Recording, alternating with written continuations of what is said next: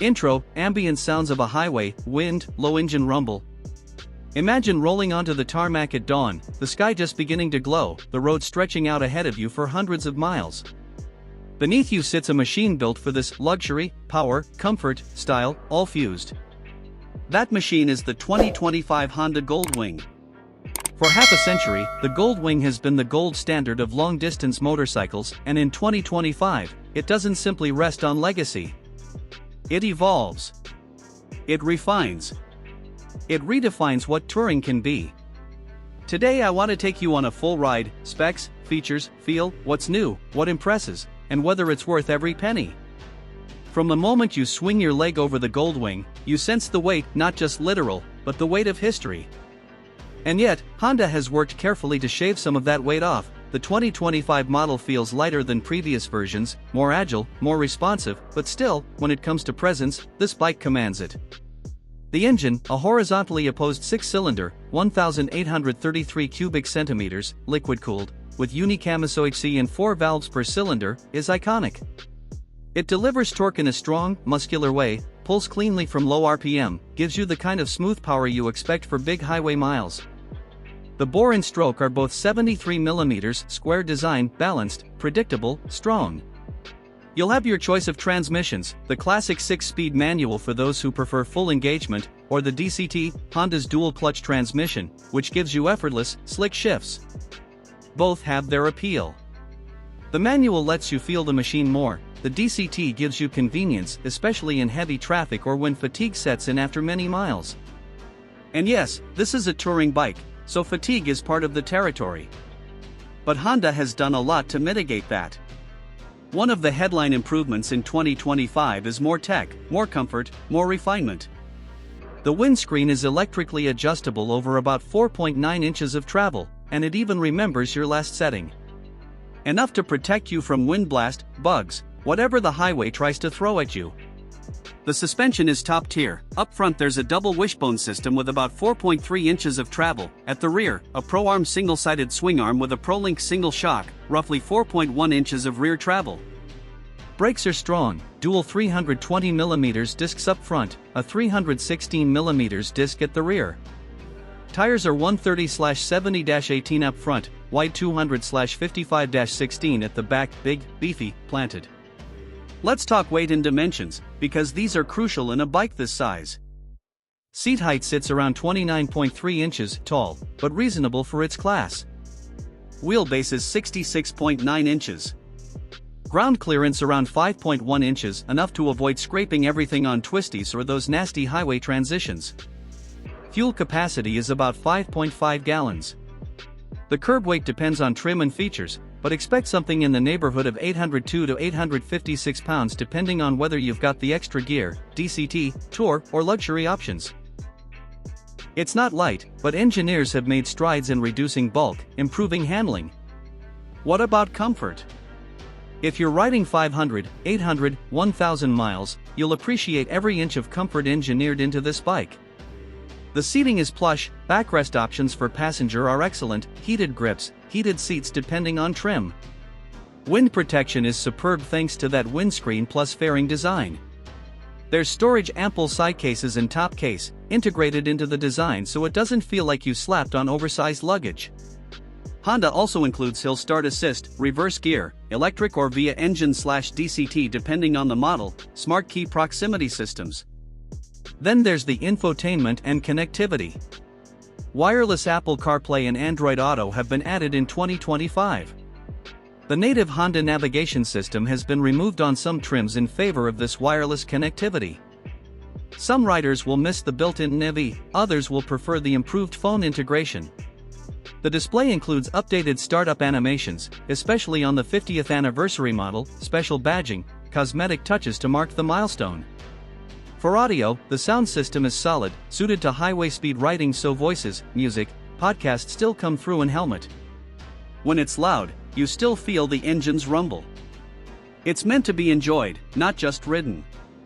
When you ride it, the Goldwing gives you the feeling of cathedral quietness combined with authority.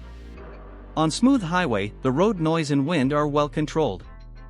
In twisty mountain roads, despite its size, it handles more nimbly than one would expect. The wide rear tire provides grip, the front wheel and suspension soak up imperfections, the combination of power and torque lets you pull out of corners without hesitation. If there is a drawback, it's that in urban settings, tight turns, stop-and-go traffic, its bulk can become more apparent. But that's always been part of the trade-off for big touring bikes. Honda mitigates some of it with powered assist features, reverse, low center of gravity in many areas, and thoughtful control placement. In terms of ride modes, there are 4 standard modes: Tour, Sport, Rain, and Econ. Each changes throttle response, power delivery, and shift behavior on DCT models, so you can tailor the ride depending on conditions, whether you want relaxed cruising, spirited twisties, or wet, slippery surfaces. One of the nice touches is that when you haul passenger or luggage, preload and suspension adjustments are easier. You can dial things in without needing a garage full of tools. The bike flexes well under load, stays composed, doesn't wallow or feel dangerous when fully loaded. Fuel efficiency won't win awards among small bikes, but for what this is, it's respectable.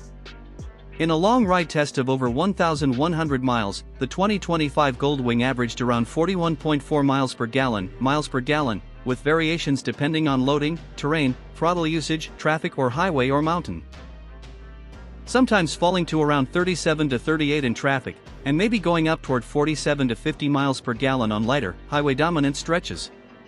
Given the 5.5-gallon tank, range is decent, though you'll want to plan for fuel stops. The curb weight and luggage will impact efficiency. Also, fuel required is regular, 87 octane, for US models, which helps with cost of ownership. Price: this is not a cheap motorcycle. As of 2025, base MSRP starts around $25,200 for the 50th anniversary trim, standard Goldwing without tour, plus destination fee. If you go for DCT, tour trims, extra luggage, airbag option, luxurious extras, the price climbs significantly. But what you pay for is capability, comfort, durability, prestige. If you're investing in a machine to go the distance, this is about as good as it gets. So who is this bike really for? The Goldwing is for the traveler, someone who doesn't just want a ride from A to B, but wants the journey. Someone who spends time on highways, twisties, crossing states or even countries. Someone who cares about comfort for both rider and passenger. Someone who expects modern electronics and conveniences, good infotainment, adjustable suspension, smooth handling, ergonomic seating, strong braking. If your typical ride is short hops, heavy traffic, tight parking lots, maybe many of Goldwing's advantages will go underused. But for long haul, for scenic roads, for weekend escapes or full cross-country expeditions, this bike shines. What's new in 2025 specifically?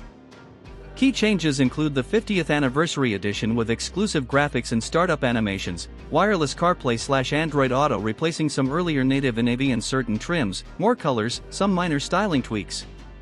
Honda has likewise rendered the ride more comfortable via small but meaningful improvements in wind protection, ergonomics, etc.